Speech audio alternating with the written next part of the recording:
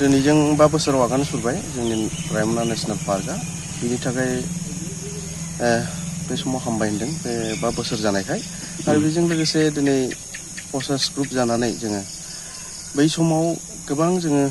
हाग्राफ्राव मैहुर खालामबोदों आरो बेबायदिनो मै अमा गावथारनानै जोङो फालांगि खालामबोदों नाथाय दिनै नेशनेल पार्कआ जानाय लोगोसे दिनै 5 बोसोराव आगान सुरनायखाय जोंनि गोसोफोरखौ सोलायबाय आरो बेजों लोगोसे मैहुर खालामनायफोरखौ जों नागारबाय बेबादिनो जाहाथे बे ओनसोलनि थाखाय जोङो बेबादिनो फरेस्ट डिपार्टमेन्टजों लोब्बा लाखिनानै जोंनि ओनसोलखौ जौगाहोनायनि थाखाय खामानि मावनो हायो आरो बेबादिनो मैहुर खालामनायफोरखौ जों नागारनानै फरेस्ट डिपार्टमेन्टजों इनभल्भ जानानै जाहाथे जोङो बे ओनसोलनि रायजो राजानि थाखाय मोजां खामानि मावनो हायो बेनो गोजोननाय मोनदों मानोना बेबादि समा फैयामोनब्ला जोङो दिनै बे अबस्थायावनो थागौमोन मैहुर खालामनायफोराव बेनिखायनो दिनै जोबोर गोजोननाय मोनदों बे रायमना नेशनेल पार्कखौ जे गभर्नमेन्टआ जोंनि थाखाय